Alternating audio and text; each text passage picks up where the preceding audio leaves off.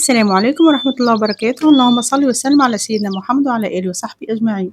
أهلا وسهلا ومرحبا بكم في قناة أمي نباهة، ورمضانكم مبروك مرة أخرى، وإن شاء الله يتعود عليكم بالخير والصحة كل عام، وإن شاء الله ربي يعطيكم ما تتمنوا في هذا الشهر الفضيل. اليوم جبت لكم فكرة شقان الفطر، أو كنعطيو لبعضنا أفكار. مرات نبداو نسألو في بعضنا أنتِ شنوا طيبت البارح، أنا شنو باش نعمل اليوم. اليوم كيما تشوفوا في أول الفيديو عملت دويدة مفورة بالدجاج، وشوربة لسان عصفور، وسلطة مشوية، وحاجة حلوة للسهرية. خلينا نبداو خطوة بخطوة بالأكلة الأولانية اللي هي الدويدة. هنا استعملت كيلو غير ربع. حطيت الدويدة اللي هي الشعيرية، اللي ما يفهمش الدويدة. حطيت فيها ملح وفلفل أكحل وشوية قرفة وشوية عود قرنفل، ونحط لها الزيت أكيد. من بعد نخلطوها باش ما تتلصقش في بعضها وقت اللي تجي وقت التفوير. طبعا على البخار لازمها أي حاجة تتدهن بالزيت. نعمل زيت زيتونة يزيدها طعم على طعم، ما نكسروهاش بشويه دوب نحطوها، ومن بعد نحطوها في المقفول. هنا باش نتعداو للمرقة الدويدة المفورة. نحط شويه زيت، تحبوا زيت نباتي زيت زيتونة على كيفكم طبعا، باش نقليو فيه الفلفل. هذيا الخطوة هذه ديما تبنن أي مرقة، تقليو الفلفل قبل، منه الفلفل يجي بنين وهو مقلي، ومنه يسيبك الريحة البنينة. ونطلعوه بعد ما يتقلي. نجيبو حكاية بصلة كبيرة. أنا البصل نبدا قصته ومحضرته، خاصة في رمضان. تعرفوا رمضان الواحد ما شاء الله يقعد يطيب أكثر من حاجة، ياخو برشا وقت. عملت المفرزنات بتاع رمضان، كان تحبوا تشوفوهم أو تلقاهم في القناة. اليوم قررت باش نطيب بالفخوذات هكا. خديت بلاتو بتاع فخوذات الدجاج، حطيت وهما يتقلاو مع البصل، حطيت كركم وفلفل أكحل. هذايا مبدئيا على خاطر الدجاج لازم يتفوح وهو يتقلى باش يبنان. بعد ما تقلاو حطيت 3 مغارب كبار شو اسمها طماطم مركزة، شوية فلفل أكحل، ملح، تابل، كركم، فلفل أحمر. تحبوا تحرحروها تعملوا الفلفل الزينة الحارة ولا الحلوة.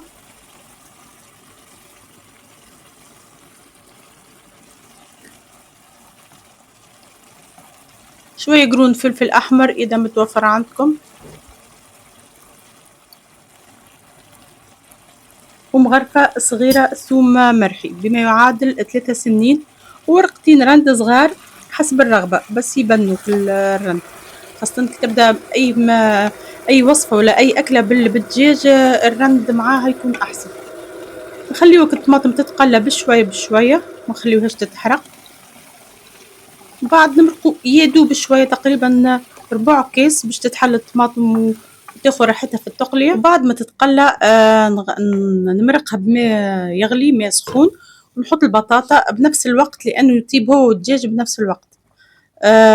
وهنا تكون على جهة أكد الدويدة الشعيرية قاعدة تتفور، ونقعدوا نحطوا لها المرقة بتاع الدويدة من مرقتها، يعني كل مرة نسقيوها وهي في المقفول. العملية هذه باش تصير 3 مرات. وهنا قبل ما تطيب ب10 دقائق نهبط اللي هو القرع والفول الأخضر وفلفل. بعد ما تفورت الدويدة وطابت نهبطوها في الماعون، ونزيدوها مغرفة سمن. السمن يبنن برشا، اللي يحب يحط واللي ما يحبش كيما تحبوا. أنا يعجبني السمن يبنن برشا في الكسكسي والنواصر والدويدة والشوربة المفورة. نحطوها تقريبا 10 دقائق في الفرن باش تكمل تتشربك المرقة. وهنا متبقى كان نزينو صحننا بالخضار والدجاج. شوفوا ما شاء الله الدويدة كل كعبة وكعبتها لملة بدالة لاصقة. نتعداو للشوربة. قلت أنا باش نعملها بالكعبر اللحم البقري. فوحته بالملح، الفلفل الأسود، الفلفل الأحمر، شوية كركم، شوية حفنة نعناع، ونخلطوه ونعملوه كعبرات كعبرات.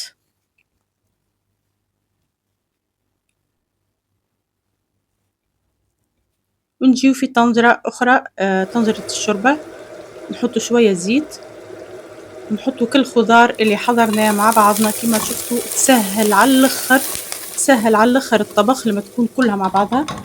خضار الشوربة هذيا خلينا نذكركم اللي فرزناها وخبيناها في الثلج.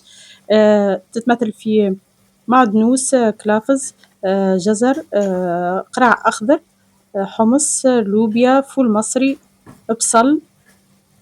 وفوحتها بالكركم، فلفل الكحل، الملح، الفلفل الزينة الأحمر، وشوية تابل. خليتهم يتقلاو. بعد ما يتقلاو نحط لهم شوية ماء كالعادة بعد الطماطم باش تتقلى. ما حطيتش برشا طماطم، تقريبا مغرفة كبيرة طماطم. الشوربة ما يلزمهاش تكون مطمطمة برشا خاصة في رمضان.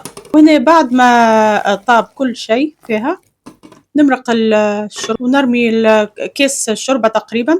حطيت حفنة نعناع في الاخر. الشوربة هذه كانت امي الله يرحمها وينعمها طيبها الاكثرية في رمضان، ونسميوها شوربة ليبية. ما نعرفش اخواننا الليبيين كان هذه تبعتكم ولا لا، اما جرت العادة في دارنا نقولوا لها شوربة ليبية. هو اللي يميزها هيك الحفنة النعناع اللي تتحط من في الاخر. تجيب اللحم المقصوص البقري الصغير والا باللحم مفروم. وهذه شربتنا طابت. تو باش نتعدى للسلطة المشوية. اليوم عملها فيا الغاز، في اخر وقت تعديت للغاز الفرن الكهربائي. ما شاء الله اصلا شوالي شوالي السلطة احسن من الغاز اللي بالنار. بعد ما شوينا الفلفل والطماطم والبيتنجيلة، انا عملتها بالبيتنجيلة، جربوها بالبيتنجيلة بنينة على الاخر، تعطي طعم، يعني طعم اضافي، بنة اضافية. نتصور برشا يعملوها في تونس، يعني مش حاجة جديدة.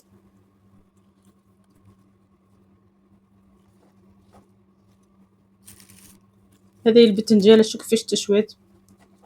نحيو القشرة الكحلة.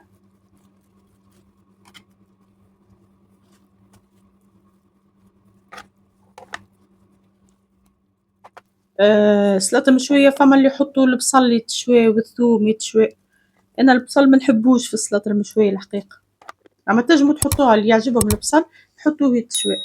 وهذايا كيما قلت لكم الماكينة العجيبة الصغيرة تخلي لك كل شيء مهروش، عرفتوا مش هيك اللي تخليها دايبة كأنك يعني ريحتها بالمهريس. بعد نحط شوية تابل، ملح، زيت زيتونة طبعا. ما نحطوش فلفل اكحل فيها، يحب يحط على روحه، اما من المستحسن ما تحطش فيها فلفل اكحل. زينوها بشوية ليمون وشوية كبار يعطيها طعم بنين، وشوية فلفل الكبر العبيد وكعبة زيتون. هذه هي سلطتنا. ونجيو لتحلية السهرة اللي باش نصروا حاجة، لازمنا حاجة حلوة ديما في السهرة. احنا جبت شوية فراولة، وجبت توت بري، وقصيت الفراولة شرائح، شرائح جويدة. بعدين نجيب الباكو بتاع الجيلي اللي هو فيه 70 أو 80 جرام، نحط له نص كيس ماء سخون يغلي، ونحركه جيدا حتى يتحل ويذوب. بعد شوية نكملو نص كيس ماء بارد. وجبت كيسين وميلتهم بالطريقة هذه على أساس يعمل ديزاين في الشكل، يكون هكا الكيس مايل.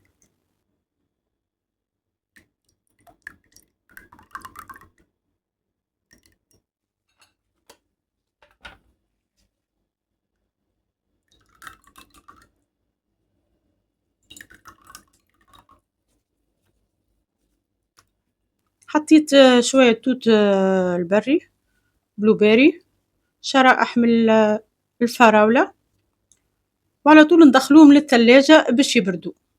لازمهم ياخدوا الشكل هذايا باش نجمو نعملو الخطوة اللي بعدها. الخطوة اللي بعدها باش نعمل كريمة كريمة نشا. خديت فص أصفر، حطيت له 3 مغارف سكر، خلطتهم بالكدا بالكدا وحطيت لهم فاني. حطيت 3 ملاعق نشا في الحليب، تقريبا 700 ملي.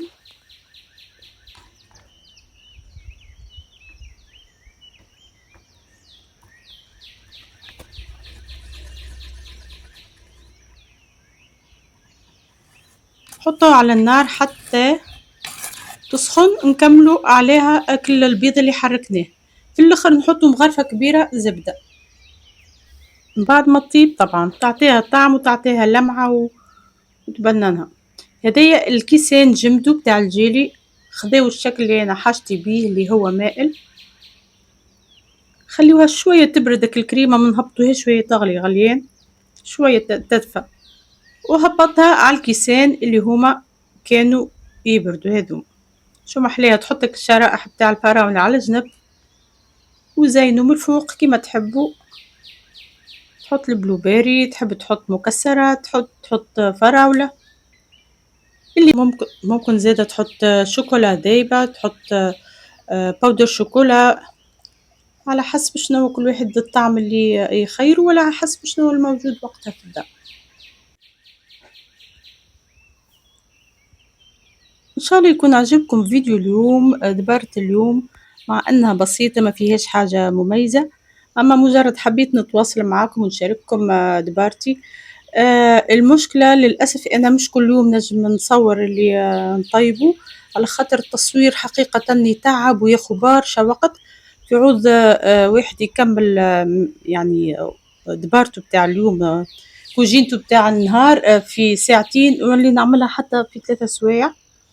عرفتوا وانتم ما يغلى عليكم حتى شيء، وقت اللي نحس روحي ناشطة أنا نصور دبارة. إذا كان عندكم أي اقتراحات طبخات تحبوا تشوفوها، قولوا لي في التعليقات. إلى اللقاء وشكرا.